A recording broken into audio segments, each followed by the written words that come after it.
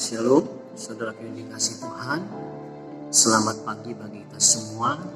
Salam sejahtera dan salam sehat selalu. Puji Tuhan kalau di hari ini kita kembali bertemu di channel YouTube Raheli Apani ini, dan kita mengucap syukur kepada Bapa kita di sorga, kepada Tuhan Yesus Kristus yang senantiasa melindungi, menjaga, bahkan memberkati kehidupan kita. Dan ini juga hari yang kudus, hari yang spesial bagi kita, karena ini hari Minggu di mana kita mengingat bahwa hari ini adalah hari kita beribadah bersama-sama dengan teman seiman kita, baik kita yang pergi ke gereja kita kalau kita sudah onsite, atau kita juga masih beribadah lewat siaran kita atau kita online seperti itu. Saudara yang dikasih Tuhan, hari ini saya kembali ingin men-sharekan satu kebenaran firman Tuhan kepada kita semua. Kiranya firman Tuhan ini memberkati kita, mengingatkan kita untuk kita selalu hidup di dalam kebenaran firman Tuhan. Saya sudah mempersiapkan kebenaran firman Tuhan ini, yaitu saya ambil atau saya kutip dari kitab Mazmur 137 di ayat yang pertama sampai ayat yang ke-9. Tapi sebelumnya saya mengajak sebelum kita mendengarkan firman Tuhan ini, saya mengajak kita berdoa. Mari kita berdoa terlebih dahulu. Bapa, di dalam nama Tuhan Yesus, kami mengucap syukur, kami berterima kasih buat hari yang indah ini, buat minggu yang indah ini Tuhan, penyertaan-Mu, kasih karunia-Mu Tuhan masih nyata dalam kehidupan kami. Hari ini kami kembali Tuhan bertemu melalui siaran ini, biarlah Tuhan kebenaran firman-Mu yang hamba-Mu sampaikan menjadi berkat bagi kami semua yang mendengarkan kebenaran firman-Mu melalui siaran ini. Terpujilah nama-Mu, kami siap mendengarkan firman-Mu hanya di dalam dan demi nama Tuhan Yesus. Kami sudah berdoa, haleluya, amin. Baik saudara yang dikasih Tuhan, demikian firman Tuhan dari Mazmur 137 ayat yang pertama sampai ayat yang ke-9. Saya bacakan bagi kita semua. Di tepi sungai-sungai Babel, di tepi sungai-sungai Babel, di sanalah kita duduk sambil menangis apabila kita mengingat Sion. Pada pohon-pohon gandarusa di tempat itu kita menggantungkan kecapi kita. Sebab di sanalah orang-orang yang menawan kita, meminta kepada kita, memperdengarkan nyanyian. Dan orang-orang yang menyiksa kita meminta nyanyian sukacita. Nyanyikanlah bagi kami nyanyian dari Sion. Bagaimanakah kita menyanyikan nyanyian Tuhan di negeri asing? Jika aku melupakan engkau, hai Yerusalem, biarlah menjadi kering tangan kanan. Biarlah lidahku melekat pada langit-langitku, jika aku tidak mengingat engkau, jika aku tidak jadikan Yerusalem puncak sukacitaku.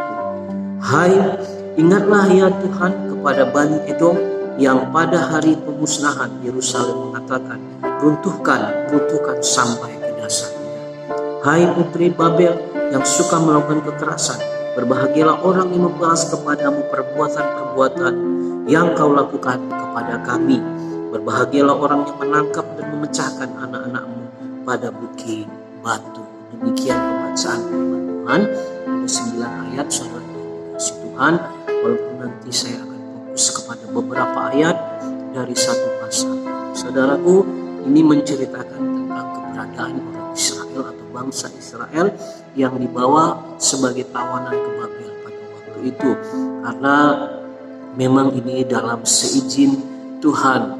Karena setiap hal-hal yang sudah dilakukan oleh orang-orang Israel, khususnya mereka yang melupakan Tuhan, sehingga mereka melakukan hal-hal yang tidak berkenan di hadapan Tuhan. Ada yang memperkirakan bahwa Mazmur ini ditulis oleh Nabi Yeremia. Kita tahu Yeremia itu dikenal dengan Nabi tangisan karena dia hidup pada zaman ini. Jadi diperkirakan atau ditafsirkan Nabi Yeremia yang menuliskan ini, di mana orang-orang Israel ini dibawa sebagai tawanan ke Babel pada waktu itu. Ada hal-hal yang menarik, saudaraku. Ada mereka mengatakan ada hal yang pertama, mereka sulit untuk melupakan Sion atau melupakan Yerusalem, dan mereka juga merasa asing di negeri orang. Itu hal-hal yang menjadi fokus bagi kita untuk kita renungkan, untuk kita pahami. Memang kalau sudah di negeri asing, di tempat yang asing, bukan di tempat kita, itu memang membuat kita bisa saja kita merasa tidak betah apalagi mereka ini sebagai tawanan pada waktu itu. Jadi di ayat yang kedua ini juga satu yang menarik saudaraku untuk kita pahami, yaitu dikatakan pada pohon gandarusa di tempat itu kita menggantungkan kecapi kita. Hari ini memang saya fokus kepada yaitu berbicara tentang jangan gantung kecapi. Ada apa dengan kecapi ini? Kita tahu kecapi pada waktu itu menjadi satu alat yang dipakai oleh orang Israel. Ada dua hal, yaitu yang pertama untuk menjadi mereka memberikan penghiburan kepada mereka, artinya untuk menghibur diri mereka. Kalau satu catatan sejarah mengatakan biasanya mereka bersuka cita pada waktu hasil panen sudah tiba waktunya. Dan yang kedua memang dipakai untuk memuji Tuhan, untuk memuliakan nama Tuhan. Jadi ini hal yang menarik ya saudara yang dikasihi Tuhan, karena dikatakan di ayat 2 ini mereka menggantungkan kecapinya. Saya mau fokus pada kehidupan kita, khususnya sebagai pemuji dan penyembah Tuhan. Kita tahu kehidupan kita ini adalah pemuji dan penyembah Tuhan. Jadi saya sangat tergugah dengan ayat ini, lalu saya tanamkan, saya renungkan, lalu saya katakan dalam hati, saya tidak maulah menggantungkan kecapi. Jadi kalau orang Israel mengatakan ini kecapi, mungkin bagi kita itu gitar atau keyboard, piano seperti itu. Artinya bisa saja supaya jangan kita tinggalkan. Tapi mari kita terus, itu menjadi satu habit dalam kehidupan kita. Alat-alat musik itu kita pakai untuk memuliakan nama Tuhan. Memang keberadaan orang Israel ini tertekan. Belum lagi mereka yang sebagai tawanan, mereka juga diminta untuk menyanyikan nyanyian-nyanyian yang biasa mereka nyanyikan. Itu sepertinya satu penghinaan atau satu pelecehan bagi mereka, karena mereka dalam keadaan tertawan, mereka harus disuruh menghibur orang-orang Babel pada waktu itu. Itu sesuatu yang memang tidak baik dan mungkin orang Israel itu tidak sanggup untuk melakukannya. Saudaraku, saya mau korelasikan dalam kehidupan kita supaya kita jangan meninggalkan ibadah kita, khususnya kita yang memuji Tuhan, kita yang menyembah Tuhan ini. Karena kata menggantungkan kecapi ini dalam sekali artinya saudaraku ya. Bisa saja diartikan kita tidak menggunakan lagi alat musik yang biasa kita pakai untuk memuji menyembah Tuhan. Lalu kita tinggalkan, lalu kita sudah fokus kepada hal-hal yang lain. Kita tidak mengingat lagi bahwa kita ini diselamatkan untuk menjadi penyembah-penyembah Tuhan kita atau Bapa kita yang di surga. Kita tahu saudara yang dikasihi Tuhan, orang Israel sendiri memang menggunakan alat ini. Kalau kita mengingat kata kecapi ini, saya pribadi teringat kepada Raja Daud. Kita tahu pada waktu Raja Daud, waktu itu walaupun dia belum menjadi raja, kecapi itu memang sudah menjadi alat yang dia pegang, alat yang dia pakai, dan kemungkinan besar atau pastinya dia menggunakan itu untuk memuliakan Bapa di sorga, yang sebelum dia menjadi raja, dia menjadi seorang penggembala dari masa mudanya, dan dari penggembalaan domba itulah Tuhan mengangkat dia menjadi pemimpin orang Israel, walaupun dia menjadi raja yang kedua setelah menggantikan Raja Saul. Kita tahu ada hal-hal yang luar biasa. Salah satunya dengan alat kecapi itu, Daud menerima yang namanya jabatan yang baru. Kalau saya katakan bisa saja dia menjadi pelayan pribadi raja pada waktu itu. Kenapa? Karena kita tahu Raja Saul selalu mengalami gangguan roh-roh jahat. Lalu roh-roh jahat itu hanya bisa diusir ketika atau kalau Daud memainkan kecapinya. Memang demikian yang tercatat di dalam kebenaran firman Tuhan. Jadi kalau kita melihat dari kuasa musik, itu bisa diartikan ada mujizat Tuhan, ada kuasa Tuhan yang Tuhan nyatakan ketika musik, ketika nyanyian itu dikumandangkan, khususnya yang ditujukan hanya kepada Bapa kita yang di sorga. Jadi saudaraku, memang penyembahan, pujian itu memang menjadi satu hal yang luar biasa yang kita pakai di dalam kehidupan kita. Jadi kalau orang Israel ini, mereka menggantungkan kecapinya, ini menjadi pembelajaran bagi kita. Walaupun dalam situasi yang sulit, mungkin kita banyak masalah, banyak tekanan, saya mau katakan pujian, penyembahan kita, doa kita, jangan sampai kita tinggalkan. Amin. Saudara yang dikasih Tuhan, mungkin ada pertanyaan, gak hanya memakai alat musik saja kita bisa memuji Tuhan. Benar, saudara yang dikasih Tuhan, karena ada contohnya kalau kita perhatikan di dalam firman Tuhan. Mungkin kita tahu waktu itu bagaimana Paulus dan Silas di penjara, yang mereka memuji dan menyembah Tuhan pada waktu itu. Lalu terjadi hal-hal yang luar biasa, saudaraku, ketika mereka di tengah malam memuji dan menyembah Tuhan, hadirat Tuhan turun, belenggu mereka, yaitu yang mengikat mereka, kaki mereka, tangan mereka bisa terlepas begitu saja, bahkan pintu penjara pun bisa terbuka dengan secara hal yang luar biasa. Mari kita perhatikan dalam Kisah Rasul 16 ayat yang ke-25 sampai 26. Tetapi kira-kira tengah malam Paulus dan Silas berdoa dan menyanyikan puji-pujian kepada Allah, dan orang-orang hukuman lain mendengarkan mereka. Akan tetapi terjadilah gempa bumi yang hebat, sehingga sendi-sendi penjara itu goyah, dan seketika itu juga terbukalah semua pintu dan terlepaslah belenggu mereka semua. Hal yang luar biasa sekali. Karena dengan pujian yang mereka panjatkan kepada Tuhan, kalau bahasa kita dalam istilah musik, mereka menyanyikan pujian ini secara akapela, artinya mereka menyanyikan pujian tanpa menggunakan alat musik, dan hadirat Tuhan, kuasa Tuhan juga dinyatakan. Ini sesuatu yang luar biasa. Saya tidak membahas tentang pakai atau tidaknya alat musik, tapi saya mau katakan kehidupan kita ini adalah seorang pemuji, seorang penyembah Tuhan.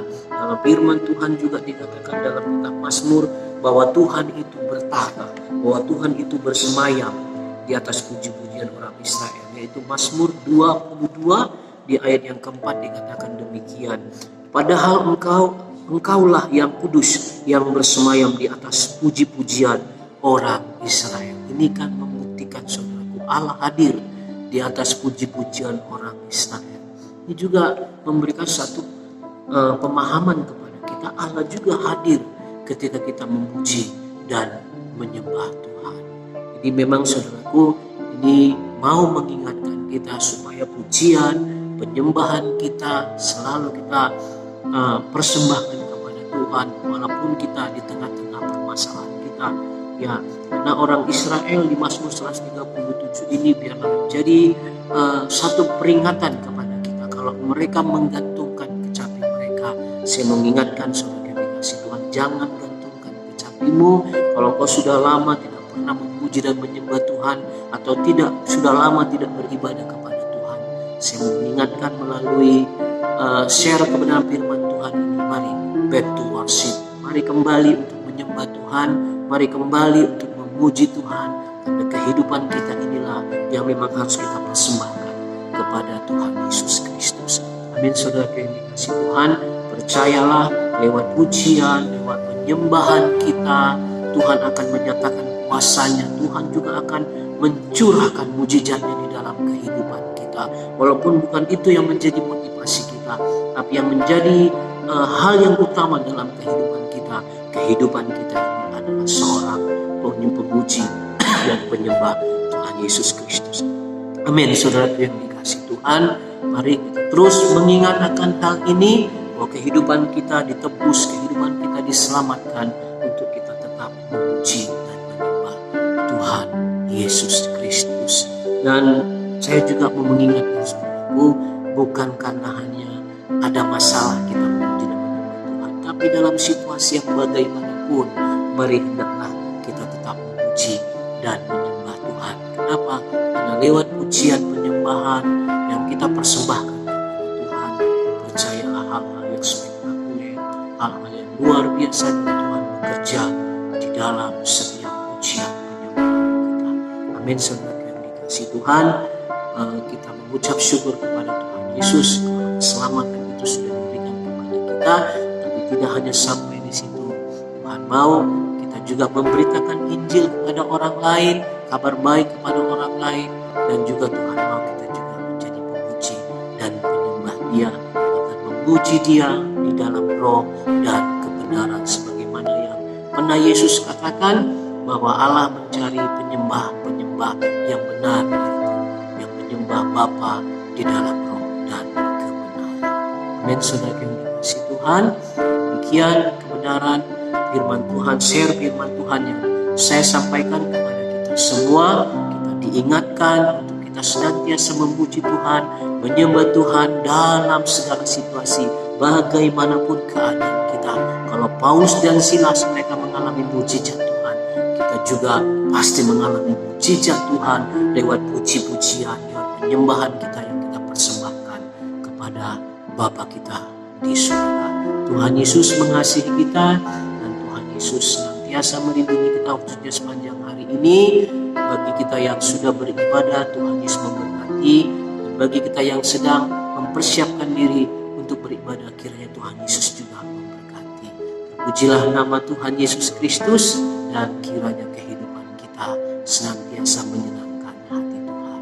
Amin. Saudaraku, mari sebelum kita berpisah, saya mau ajak kita kembali berdoa. Mari kita berdoa. Bapa, kami mengucap syukur buat kebenaran firman-Mu yang sudah disampaikan kepada kami. Kami sudah diingatkan Tuhan Yesus, sebagaimana orang Israel hidup di negeri asing Tuhan Yesus, sehingga mereka juga Tuhan Yesus terlupakan Tuhan untuk mereka menjadi orang-orang yang memuji dan menyembah Engkau ya Tuhan. Tapi biarlah ini menjadi pelajaran bagi kami Tuhan Yesus, untuk kami tetap kembali memuji dan menyembah Engkau Tuhan di setiap aspek kehidupan kami Bapa. Terima kasih Tuhan, kami tahu lewat pujian penyembahan kami Engkau disenangkan, Engkau bertahta, dan Engkau menyatakan kuat kuasa-Mu Tuhan Yesus Kristus. Terima kasih Bapa. Pujilah nama-Mu, berkatilah saudara-saudaraku Tuhan yang mendengarkan share firman Tuhan melalui channel ini Bapa. Apapun yang menjadi permasalahan mereka, biarlah mereka diingatkan oleh Roh Kudus-Mu untuk mereka tetap memuji dan menyembah Tuhan. Sebagaimana Paulus dan Silas, belenggu-belenggu mereka terlepaskan, pintu-pintu penjara terbuka dengan sendirinya. Demikian juga Tuhan dengan masalah-masalah mereka Tuhan. Ketika mereka menyembah, memuji Engkau Tuhan Yesus, biarlah setiap masalah yang mengikat mereka itu terlepas dengan sendirinya di dalam dan demi nama Tuhan Yesus Kristus. Terima kasih Tuhan Yesus, kami mengucap syukur hanya kepadamu di dalam dan demi nama Tuhan Yesus kami syukur berdoa. Haleluya. Amin. Demikian saudara yang dikasihi Tuhan, Tuhan Yesus memberkati kita. Salam sehat, salam sejahtera, dan selamat hari Minggu bagi kita semua. Tuhan Yesus memberkati. Shalom.